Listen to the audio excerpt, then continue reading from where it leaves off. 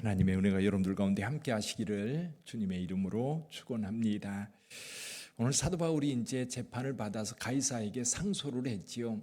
그래서 이제 로마로 가기로 작정이 되어서 아드라무테노라고 하는 배에 올라서 이제 출항을 합니다.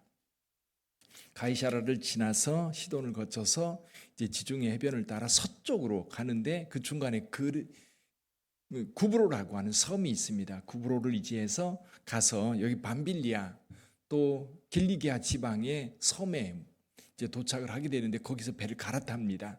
왜냐하면 이 배는 저 북쪽으로 올라가는 거예요. 에베소를 지나 저 북쪽으로 올라가는 배이고 이제 갈아탄 배는 로마로 직접 가는 배입니다. 이 배를 타고 지나가는데 이 바람이 심상치 않은 거예요. 바람이 맞지 않아서 간신히 어디까지 갔느냐면 그레데라고 하는 섬까지 간 겁니다. 그래서 그레데 섬 중간에 어떤 항구가 있냐면 미항이라고 하는 항구가 있어요. 근데 간신히 배를 거기 대긴 됐는데 이제 겨울이라 더 이상 항해를 할 수 없는 겁니다. 겨울이 되면 이 지중해는 거의 배가 운행을 하지 않는다고 그래요. 왜냐하면 바람이 태풍과 같은 그런 바람들이 많이 불어서 배들이 꼼짝 못하는 겁니다. 여기 금식하는 기간이 지났다라고 하는 거는 이제 유대인들의 입장에서 보면 이제 가을에 그 장막절이 있습니다. 장막절 기간 중에 대속죄일이 있고 그 한 주간은 금식 기간이거든요. 그 기간이 훨씬 지나서 이제 겨울이 다가오고 있었던 거지요. 그래서 바울은 사람들에게 말합니다. 이번 항해는 이게 큰일 날 수 있다. 화물뿐만 아니라 배 그리고 우리 목숨까지도 위험하다. 그러니 출항하지 말자라고 했는데 이 미항이라고 하는 항구가 아름다운 항구이긴 하지만 작은 거예요. 여기 276명이 그래도 겨울 지나려면 석 달 이상은 지나야 되는데 그러려면 너무 불편한 거지요. 먹고 자고 쉬고 그리고 놀고 왜냐하면 아무것도 할 일이 없으니까요.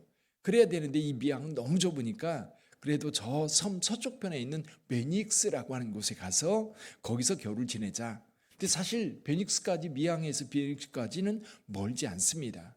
그러니까 해안을 의지하고 가면 갈 수 있지 않을까. 근데 바울은 안 갔으면 좋겠다.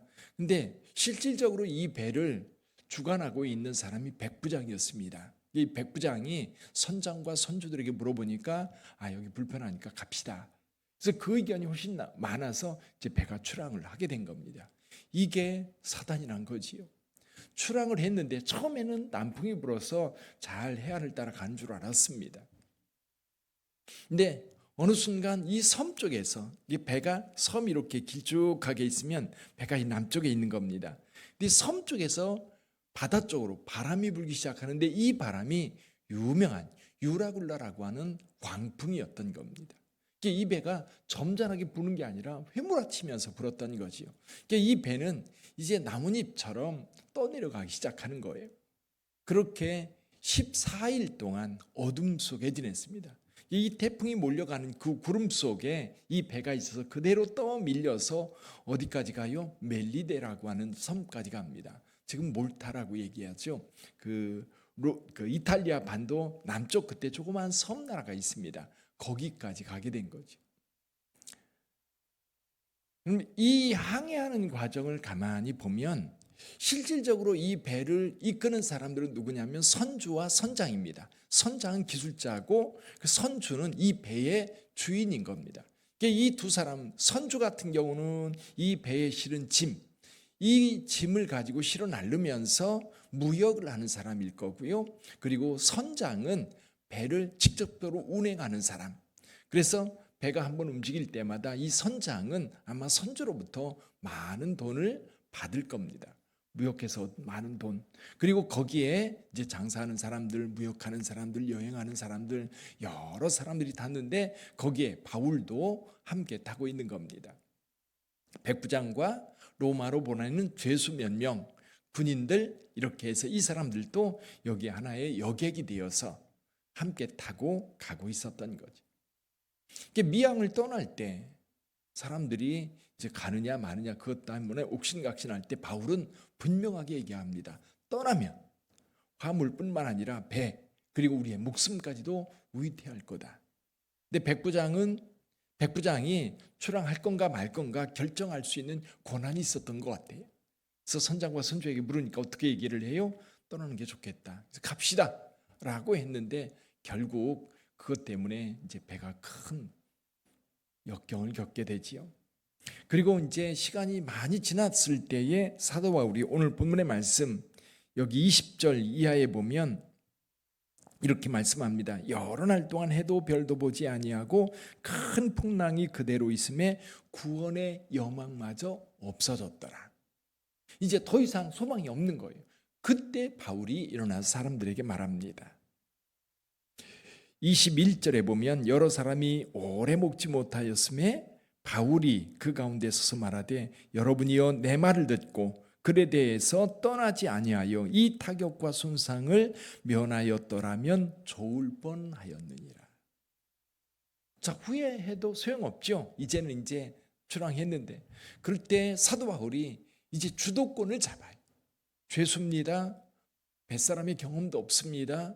근데 사도 바울이 이 배의 운행의 주도권을 쥐고 사람들에게 말합니다. 두려워하지 말라. 여러분들은 한 사람도 목숨을 잃지 않을 거다. 그렇게 얘기를 해놓고 지나면서 이제 배가 어느 섬 가까이, 육지 가까이 왔다는 것을 이 뱃사람들 선원들은 느끼는 거예요. 아, 이게 가까워졌구나. 그래서 배에 이제 그 닷을 내리고 이제 머물러 있다가 날이 새기를 기다리는 그 상황입니다. 그래서 사도 바울이 그제서 그들에게 말합니다. 이제 배부리 먹어라. 근데 뱃사람들은 먹을 수가 없는 거예요. 왜냐하면 이런 배 운행하는 사람들 뭐가 많아요? 미신이 많아요. 미신이 많다 보니까 누가 말하는 거에 듣지를 않습니다. 자기들 나름대로 가지고 있는 그 믿음을 따라서 행동할 뿐이지. 바울이 먼저 먹으니까 사람들이 안심하고 먹습니다. 14일 굶었어요. 정말 죽을 지경이었을 겁니다. 근데 사도 바울이 축사하고 떡을 떼서 먹으면서 먹으라고 그러니까 그들이 다 배불리 먹고 이제 이 배에서 탈출을 하게 되죠. 여러분 이 말씀을 생각하면 저는 오늘 여기 27장의 말씀을 생각하면 이런 생각이 들었습니다. 세상은 교회 말 안 들어요. 잘 안 듣습니다. 왜냐하면 사람들은 자기 경험 그리고 역사라고 하는 것을 통해서 사람들의 경험이 축적되어 있고 그리고 사람들이 그 축적된 지식을 가지고 세상을 살아가려고 해요. 그런데 그거보다 더 중요한 게 있지요. 그게 뭐예요? 하나님의 일, 하나님이 하시는 일입니다. 하나님께서 하시는 일이 있을 때에 여러분 세상은 인간의 뜻대로 움직여져 가는 게 아니라 하나님의 뜻대로 움직여져 가요. 오늘 여기 이 배가 여러분 인간의 의지대로 갈 수 있는 것 같은데 그렇지 않아요. 지금 우리나라 상황도 마찬가지입니다. 우리나라의 정치적인 혼란도 인간의 뜻대로 내가 생각한 대로 뭔가 움직여질 거라고 생각을 해요. 서로 그렇게 생각을 합니다. 이쪽 사람 이렇게 이쪽 사람 이렇게. 근데 여러분 나중에 지나고 보면 하나님의 뜻대로 움직여져 있어요. 하나님의 뜻대로. 그래서 하나님의 뜻을 올바로 분별하고 그 말씀을 따라가려고 하는 자들을 통해서 하나님은 세상에 말씀을 해요. 근데 세상은 잘 안 들어요. 근데 결론적으로 보면 하나님의 뜻대로 되었어요. 결론적으로 보면 하나님의 역사가 이루어졌어요. 결국 바울의 말대로 뱃사람들 배도 깨지고 거기에 있던 화물도 다 이제 버려져서 없어졌지만 그들의 목숨은 한 사람도 죽지 않고 다 살았습니다. 살아난 것만으로도 그들에게는 천운이라고 말할 거예요. 근데 이 상황 속에서 하나님께서 바울을 통해서 이 배를 이끌어 주셨고 그 사람을 이끌어 주셨다면 앞으로도 계속해서 여러분 이 섬 안에서도 여전히 바울이 주인공입니다. 로마에 가서도 마찬가지일 거예요. 여러분 오늘날도 마찬가지입니다. 오늘날도 이 나라의 민족이 여기까지 올 때까지 하나님이 주도해서 이끌어 오셨어요. 근데 하나님 말씀 앞에 바르게 섰던 사람들의 말이 이 땅에 점점 더 이루어져서 여기까지 온 겁니다. 하나님을 믿는다고 하면서도 자기 욕심대로 행한다면 그건 아무것도 아니고요. 정말 하나님의 뜻에 순종하고 그 뜻대로 살기를 원하고 그 하나님의 뜻이 이루어지기를 소원하고 기도하는 자들을 통해서 이 땅에 하나님의 메시지가 선포되고 그대로 되어져 가는 겁니다. 세상은 말을 듣지 않으려고 하지만 결국 그렇게 돼요. 여러분의 가정도 마찬가지입니다. 여러분의 가정도 혹시 예수 믿는 사람, 믿지 않는 사람이 있다면 가만히 보세요. 기도하고 하나님의 말씀 따르려고 하는 사람의 뜻대로 갑니다. 왜? 하나님께서 그 가정에 역사했기 때문에 그래요. 하나님의 뜻이 이루어지는 것을 보니까 그렇게 가요. 여러분, 이 나라의 민족도 마찬가지고 역사도 마찬가지예요. 그래서 우리 믿는 자들의 사명이 그런 것 같아요. 하나님의 뜻을 올바로 분별하고 그 뜻을 따라 내가 순종해 갈 뿐만 아니라 함께한 사람들도 하나님께서 내게 맡겨주신 거예요. 우리 가족들도 내게 맡겨주셨고 내가 일하는 일터도 하나님께서 내게 맡겨주신 사람들이에요. 사도 바울에게 하나님께서 뭐라고 말씀하셔요? 이 사람들 모두 바울에게 맡겼다라고 말씀하고 있어요. 여기 24절 한번 볼까요? 24절 바울아 두려워하지 말라 내가 가이사 앞에 서야 하겠고 또 하나님께서 너와 함께 항해하는 자를 다 내게 주셨다 하였으니. 할렐루야. 바울은 죄수일 뿐이에요. 그들의 눈에 볼 때. 그들의 눈에 볼 때는 죄수일 뿐이고 그리고 그들의 눈에 볼 때 아무것도 아니에요. 그저 그냥 이런 혼란한 상황 속에서 죽여도 아무 상관이 없는 그렇게 하찮은 존재예요. 세상이 볼 때 그렇다는 얘기예요. 근데 하나님이 보실 때는 어때요? 이 바울을 통해서 이 뱃사람들을 구원하고 있는 거예요.